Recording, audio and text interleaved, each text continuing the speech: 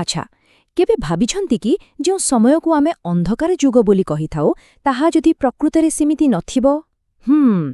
ଆଜି ଆମେ ୟୁରୋପର ପୁନର୍ଜାଗରଣ ବିଷୟରେ ଜାଣିବା। ଏହା ଏକ ଏପରି ସମୟ ଥିଲା ଯାହା କେବଳ କଳା ଆଉ ସଂସ୍କୃତିକୁ ବଦଳେଇ ନଥିଲା, ବରଂ ଆମ ଆଧୁନିକ ଦୁନିଆର ମୂଳଦୁଆ ପକାଇଥିଲା। ତେବେ ଏସବୁର ମୂଳରେ ଗୋଟିଏ ବଡ଼ ପ୍ରଶ୍ନ ଅଛି। ଯେତେବେଳେ ଗୋଟିଏ ସଂସ୍କୃତି ନିଜର ହଜିଯାଇଥିବା ଅତୀତକୁ, ନିଜର ପୁରୁଣା ଜ୍ଞାନକୁ ପୁଣିଥରେ ଖୋଜିପାଏ, ସେତେବେଳେ କ'ଣ ହୁଏ? ପୁନର୍ଜାଗରଣର କାହାଣୀ ହେଉଛି ଏହି ପ୍ରଶ୍ନର ହିଁ ଗୋଟେ ଜବାବ। ଆଜିର ଆଲୋଚନାରେ ଆମେ ଦେଖିବା, ପ୍ରଥମେ ଏହାର ଆରମ୍ଭ ଇଟାଲୀରୁ କେମିତି ହେଲା, ତାପରେ ମାନବିକତାର ଏକ ନୂଆ ଦୃଷ୍ଟିକୋଣ ବିଷୟରେ ଜାଣିବା। ଏହାପରେ ଆସିବ କଳା ଓ ଜ୍ଞାନର ପୁନର୍ଜନ୍ମ, ଆଉ ଏହା କେମିତି ଚର୍ଚ୍ଚ ପାଇଁ ଏକ ଆହ୍ୱାନ ସୃଷ୍ଟି କଲା ସେ କଥା ବି ଦେଖିବା। ଶେଷରେ ଗୋଟେ ବଡ଼ ପ୍ରଶ୍ନ, ଏହା କ'ଣ ପ୍ରକୃତରେ ଏକ ପୁନର୍ଜାଗରଣ ଥିଲା? ଚାଲନ୍ତୁ ଆରମ୍ଭ କରିବା। ତେବେ ଚାଲନ୍ତୁ ପ୍ରଥମ ପ୍ରଶ୍ନରୁ ଆରମ୍ଭ କରିବା।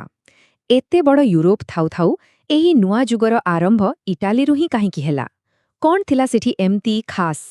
କଥା ହେଉଛି, ଏହାର କାରଣ ଗୋଟିଏ ନୁହେଁ, ବରଂ ଏହା ଥିଲା ପଇସା, ରାଜନୀତି ଆଉ ସେଠିକାର ପରିସ୍ଥିତିର ଏକ ଅଜବ ମିଶ୍ରଣ। ଦେଖନ୍ତୁ, ରୋମାନ ସାମ୍ରାଜ୍ୟ ଭାଙ୍ଗିବା ପରେ ଇଟାଲୀ ଆଜି ଭଳି ଗୋଟିଏ ଦେଶ ନଥିଲା। ଏହା ଥିଲା ଅନେକ ଛୋଟ ଛୋଟ କିନ୍ତୁ ଭାରି ଶକ୍ତିଶାଳୀ ଆଉ ଧନୀ ନଗର ରାଜ୍ୟର ଏକ ମିଶ୍ରଣ। ଭାବିନିଅନ୍ତୁ, ଫ୍ଲୋରେନ୍ସ, ଭେନିସ୍, ଏମାନେ ସବୁ ନିଜ ନିଜ ଭିତରେ ପ୍ରତିଯୋଗିତା କରୁଥିଲେ। ଆଉ ଏହି ଯେଉଁ କମ୍ପିଟିସନ୍ ଥିଲା ନା, ସେଇଠୁ ହିଁ ନୂଆ ନୂଆ ଆଇଡିଆ ପାଇଁ ମାଟି ପ୍ରସ୍ତୁତ ହେଲା। ଆଉ ପରିବର୍ତ୍ତନର କାରଣ କ'ଣ ଥିଲା? ପ୍ରଥମତଃ ପୂର୍ବ ଦେଶମାନଙ୍କ ସହ ବାଣିଜ୍ୟ ପୁଣିଥରେ ଆରମ୍ଭ ହେଲା। ମଙ୍ଗୋଲମାନେ ଚୀନ ଯାଏଁ ସିଲ୍କ ରୁଟ୍ ଖୋଲିଦେଲେ। ଏହାଛଡ଼ା ଫ୍ଲୋରେନ୍ସ ଆଉ ଭେନିସ୍ରେ କୌଣସି ରାଜା ନଥିଲେ, ଏଗୁଡ଼ିକ ଥିଲା ଗଣରାଜ୍ୟ। ତେଣୁ ଶାସନ କରୁଥିଲେ ଧନୀ ବ୍ୟବସାୟୀ ଆଉ ବ୍ୟାଙ୍କର। ସେମାନେ ନିଜର ପାୱାର ଆଉ ଷ୍ଟାଟସ୍ ଦେଖାଇବା ପାଇଁ କଳାକାର, କବି ଆଉ ବିଦ୍ୱାନମାନଙ୍କ ଉପରେ ପଇସା ଖର୍ଚ୍ଚ କଲେ। ଏମିତି ଏକ ସହରୀ ସଂସ୍କୃତି ଗଢ଼ି ଉଠିଲା ଯେଉଁଠି ଲୋକେ ନିଜକୁ ଅଧିକ ସଭ୍ୟ ବୋଲି ଭାବୁଥିଲେ। ଆଚ୍ଛା, ଏବେ ଆସନ୍ତୁ ସେହି ଆଇଡିଆ କଥା କହିବା ଯାହା ପୁରା ପୁନର୍ଜାଗରଣର ମୂଳରେ ଥିଲା। ଏହାକୁ କୁହାଯାଏ ମାନବବାଦ। ଏହା ଖାଲି ଗୋଟେ ଶବ୍ଦ ନୁହେଁ, ଏହା ଥିଲା ଏକ ବହୁତ ବଡ଼ ପରିବର୍ତ୍ତନ।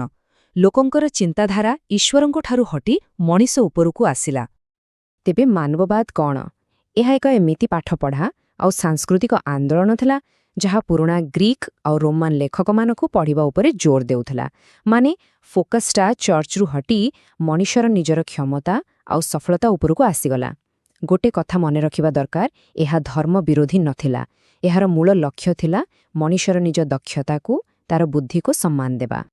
ଜଣେ ବଡ଼ ମାନବବାଦୀ ପିକୋ ଡେଲା ମିରାଣ୍ଡୋଲା ଗୋଟେ ବହୁତ ବଢ଼ିଆ କଥା କହିଥିଲେ। ସେ କହିଥିଲେ, ଯେମିତି ଜିମ୍ରେ ଶରୀର ଶକ୍ତ ହୁଏ, ଠିକ୍ ସେମିତି ପାଠପଢ଼ା ରୂପକ କୁସ୍ତିରେ ମନର ଶକ୍ତି ବହୁତ ବେଶୀ ବଢ଼ିଯାଏ। କେତେ ସୁନ୍ଦର କଥା! ସେମାନେ ବିଶ୍ୱାସ କରୁଥିଲେ ଯେ ଜ୍ଞାନ ହେଉଛି ମନ ପାଇଁ ବ୍ୟାୟାମ, ଆଉ ଏହି ଚିନ୍ତାଧାରାରୁ ହିଁ ରେନେସାଁ ମାନ ବା ପୁନର୍ଜାଗରଣ ମାନବର କନସେପ୍ଟ ଆସିଲା। ତେବେ ପାର୍ଥକ୍ୟଟା କ'ଣ ଥିଲା? ଦେଖନ୍ତୁ, ମଧ୍ୟଯୁଗରେ ଫୋକସ୍ ଥିଲା ପରଲୋକ ଉପରେ। ସବୁ ଜ୍ଞାନ ଚର୍ଚ୍ଚ ହାତରେ ଥିଲା, ଆଉ ମଣିଷର ଭୂମିକା ପୂରାପୂରି ଫିକ୍ସଡ୍ ଥିଲା। କିନ୍ତୁ ମାନବବାଦୀ ଦୃଷ୍ଟିକୋଣରେ ଫୋକସ୍ ଆସିଗଲା ଏହି ଜୀବନ ଉପରେ, ମଣିଷର ସମ୍ମାନ ଉପରେ। ବ୍ୟକ୍ତିଗତ ସଫଳତାକୁ ସେଲିବ୍ରେଟ୍ କରାଗଲା। କୁହାଗଲା ଯେ ଜଣେ ଲୋକ ଅନେକ କ୍ଷେତ୍ରରେ ପାରଙ୍ଗମ ହୋଇପାରେ। ସତରେ ଏହା ଏକ ବୈପ୍ଳବିକ ପରିବର୍ତ୍ତନ ଥିଲା। ଆଉ ଏହି ଆଦର୍ଶର ସବୁଠୁ ବଡ଼ ଉଦାହରଣ ତାହା ଥିଲା ପୁନର୍ଜାଗରଣ ମାନବର ଧାରଣା। ମାନେ ଜଣେ ଏମିତି ମଣିଷ ଯିଏ କଳା, ସ୍ଥାପତ୍ୟ, ଗଣିତ, ବିଜ୍ଞାନ ସବୁଥିରେ ଏକ୍ସପର୍ଟ। ଆଉ ଏହାର ସବୁଠୁ ଭଲ ଉଦାହରଣ କିଏ? ଆଉ କିଏ? ଲିଓନାର୍ଡୋ ଦ ଭିଞ୍ଚି। ସେ ଜଣେ ଚିତ୍ରକର ଥିଲେ, ବୈଜ୍ଞାନିକ ଥିଲେ, ଇଞ୍ଜିନିୟର ଥିଲେ, କ'ଣ ନଥିଲେ ସେ? ହେଲେ ଏହି ଯେଉଁ ନୂଆ ଚିନ୍ତାଧାରା ଥିଲା, ତାହା ଖାଲି ବହି ଭିତରେ ରହିଲାନି। ଏହାର ପ୍ରଭାବ କଳା, ସ୍ଥାପତ୍ୟ ଆଉ ଟେକ୍ନୋଲୋଜି ଉପରେ ବି ପଡ଼ିଲା। ଆଉ ଏମିତି ସେମିତି ପ୍ରଭାବ ନୁହେଁ, ପୁରା ଏକ ବିପ୍ଳବ ଆଣିଦେଲା। କେମିତି? ଚାଲନ୍ତୁ ଦେଖିବା। ଏବେ ଦେଖନ୍ତୁ କଳାରେ କ'ଣ ବଦଳିଲା। ବାମପଟେ ଅଛି ଜଟଙ୍କ ପେଣ୍ଟିଂ। ଏଥିରେ ଥିବା ମଣିଷର ଭାବନା ଆଉ ବାସ୍ତବତାକୁ ଟିକେ ଦେଖନ୍ତୁ।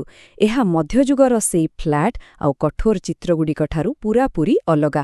ଏହି ନୂଆ ଚିତ୍ରଗୁଡ଼ିକ 3D ଲାଗୁଥିଲା ଯେମିତି ସତରେ ଜୀବନ୍ତ। କେବଳ ପେଣ୍ଟିଂ ନୁହେଁ, ଆର୍କିଟେକ୍ଚରରେ ବି ସେମିତି ହେଲା। ଲୋକେ ପୁରୁଣା ରୋମାନ ଷ୍ଟାଇଲକୁ ଫେରିଆସିଲେ। ଏହାର ସବୁଠୁ ବଡ଼ ଉଦାହରଣ ହେଲା ଫ୍ଲୋରେନ୍ସର ଏହି ଡୁଓମୋ। ଆଉ ଗୋଟେ ବଡ଼ କଥା ହେଲା ଏହି ସମୟରେ କଳାକାରମାନଙ୍କୁ ଆଉ କେହି କାରିଗର ବୋଲି ଭାବୁନଥିଲେ, ବରଂ ସେମାନଙ୍କୁ ଜଣେ ଜଣେ ଜିନିୟସ୍ ହିସାବରେ ସମ୍ମାନ ଦିଆଗଲା। ଏହା ବି ତ ମାନବବାଦର ହିଁ ପ୍ରଭାବ।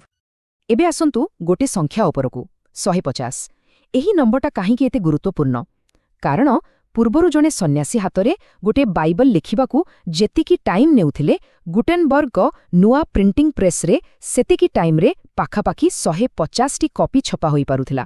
ଭାବିପାରୁଛନ୍ତି, ଏହା କୌଣସି ବିପ୍ଳବଠାରୁ କମ୍ ନଥିଲା। ଆଉ ଏହି ପ୍ରିଣ୍ଟିଂ ପ୍ରେସ୍ କ'ଣ କଲା? ଏହା ଆଇଡିଆଗୁଡ଼ିକୁ ପକ୍ଷୀ ଲଗେଇଦେଲା। 1500 ମସିହା ବେଳକୁ ଇଟାଲୀରେ ଅନେକ ପୁରୁଣା ଗ୍ରନ୍ଥ ଛପା ସରିଥିଲା। ଫଳରେ ମାନବବାଦୀ ଚିନ୍ତାଧାରା ପୂର୍ବଠାରୁ ବହୁତ ଦ୍ରୁତ ଗତିରେ ପୁରା ୟୁରୋପରେ ବ୍ୟାପିଗଲା। ଜ୍ଞାନ ଆଉ କେବଳ କିଛି ଲୋକଙ୍କ ପାଖରେ ସୀମିତ ହୋଇ ରହିଲାନି। କିନ୍ତୁ ଯେତେବେଳେ ଲୋକେ ନିଜେ ପଢ଼ିବା ଆଉ ଚିନ୍ତା କରିବା ଶିଖିଗଲେ, ସେତେବେଳେ ଏକ ନୂଆ କଥା ହେଲା। ସେମାନେ କେବଳ ପୁରୁଣା ଗ୍ରନ୍ଥ ନୁହେଁ, ବରଂ ଶହ ଶହ ବର୍ଷ ଧରି ଚାଲି ଆସୁଥିବା ଧାର୍ମିକ ବିଶ୍ୱାସ ଉପରେ ବି ପ୍ରଶ୍ନ ଉଠାଇବା ଆରମ୍ଭ କଲେ। ଆଉ ଏହା ଚର୍ଚ୍ଚ ପାଇଁ ଏକ ବହୁତ ବଡ଼ ଆହ୍ୱାନ ଥିଲା।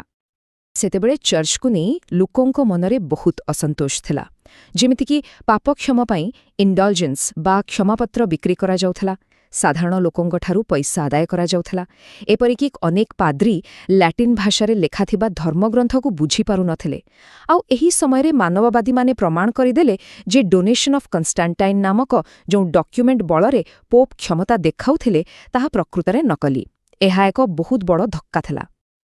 ଆଉ ଠିକ୍ ଏହି ସମୟରେ 1517 ମସିହାରେ ମାର୍ଟିନ୍ ଲୁଥର ନାମକ ଜଣେ ବ୍ୟକ୍ତି ଆଗକୁ ଆସିଲେ। ସେ ପ୍ରୋଟେଷ୍ଟାଣ୍ଟ ଧର୍ମସୁଧାର ଆନ୍ଦୋଳନ ଆରମ୍ଭ କଲେ। ତାଙ୍କର ଯୁକ୍ତି ଥିଲା ଯେ ମୁକ୍ତି ପାଇବା ପାଇଁ କୌଣସି ପୂଜାପାଠ ବା ପାଦ୍ରୀଙ୍କର ଦରକାର ନାହିଁ, କେବଳ ଈଶ୍ୱରଙ୍କ ଉପରେ ବିଶ୍ୱାସ ହିଁ ଯଥେଷ୍ଟ। ବାସ୍, ଏଇଠୁ ହିଁ ଖ୍ରୀଷ୍ଟିଆନ ଦୁନିଆ ଦୁଇ ଭାଗ ହୋଇଗଲା। ଆଚ୍ଛା, ଏପର୍ଯ୍ୟନ୍ତ ଯାହା ସବୁ ଆମେ ଆଲୋଚନା କଲେ, ତାହା ଶୁଣିଲେ ଲାଗୁଛି ଯେମିତି ଗୋଟେ ଅନ୍ଧାର ଯୁଗ ସରିଲା ଆଉ ଗୋଟେ ଆଲୁଅର ଯୁଗ ଆସିଲା।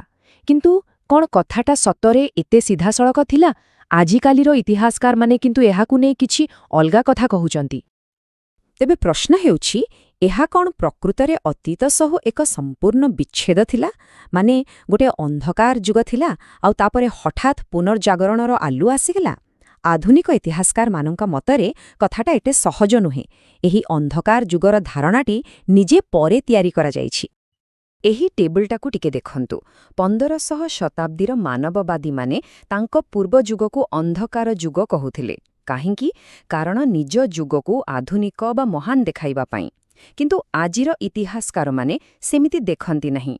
ସେମାନେ ତାକୁ ମଧ୍ୟଯୁଗ କହନ୍ତି ଆଉ ପୁନର୍ଜାଗରଣକୁ ଏକ ହଠାତ୍ ପରିବର୍ତ୍ତନ ବଦଳରେ ଏକ ଲମ୍ବା ପ୍ରକ୍ରିୟାର ଅଂଶ ବୋଲି ଭାବନ୍ତି। ତେବେ ପ୍ରକୃତ ଚିତ୍ରଟା ଟିକେ ଜଟିଳ। ପୁନର୍ଜାଗରଣ ବା ରେନେସାଁ ଶବ୍ଦଟା ବି ଊନବିଂଶ ଶତାବ୍ଦୀରେ ଆସିଲା। ଆଉ ଇତିହାସରେ କୌଣସି ଯୁଗ ହଠାତ୍ ସରିଯାଏନି କି ଆରମ୍ଭ ହୁଏନି। 1200-1300 ଶତାବ୍ଦୀରେ ବି ବହୁତ କିଛି ବୈଜ୍ଞାନିକ ଆଉ କଳାତ୍ମକ ବିକାଶ ହୋଇଥିଲା। ଆରବ ଆଉ ଏସିଆର ଜ୍ଞାନର ବି ବହୁତ ବଡ଼ ଯୋଗଦାନ ଥିଲା। ସବୁଠୁ ବଡ଼ କଥା ହେଲା, ଏହି ପରିବର୍ତ୍ତନର ଫାଇଦା ସମସ୍ତଙ୍କୁ ମିଳିନଥିଲା। ଚାଷୀ ବା ସାଧାରଣ ମହିଳାଙ୍କ ଜୀବନରେ କୌଣସି ଖାସ୍ ପରିବର୍ତ୍ତନ ଆସିନଥିଲା। ତେଣୁ ଯଦି ଆମେ ସାରାଂଶ ଦେଖିବା, ପୁନର୍ଜାଗରଣ କୌଣସି ହଠାତ୍ ହୋଇଥିବା ପୁନର୍ଜନ୍ମ ନଥିଲା, ବରଂ ଏହା ଥିଲା ଲୋକଙ୍କ ଦୃଷ୍ଟିକୋଣରେ ଏକ ବହୁତ ବଡ଼ ପରିବର୍ତ୍ତନ। ଏକ ଏମିତି ପରିବର୍ତ୍ତନ ଯାହା ମଣିଷର କ୍ଷମତାକୁ, ତାର ସମ୍ଭାବନାକୁ ବ୍ରହ୍ମାଣ୍ଡର କେନ୍ଦ୍ରରେ ଆଣି ଛିଡ଼ା କରାଇଦେଲା। ଶେଷରେ ଗୋଟିଏ ପ୍ରଶ୍ନ ଛାଡ଼ିଯାଉଛି। ଯଦି ଆଜିର ବ୍ୟକ୍ତିବାଦ ଆଉ ପ୍ରଗତିର ଧାରଣା ସେହି ପୁନର୍ଜାଗରଣର ଆରମ୍ଭ ହୋଇଥିଲା, ତେବେ ଭବିଷ୍ୟତରେ ଇତିହାସକାରମାନେ ଆମ ସମୟକୁ ଦେଖି କ'ଣ କହିବେ? ଆମ ସମୟରେ କେଉଁ ଜିନିଷର ପୁନର୍ଜନ୍ମ ହୋଇଛି ବୋଲି ସେମାନେ ଲେଖିବେ? ଟିକେ ଭାବିବା କଥା, ନୁହେଁ କି?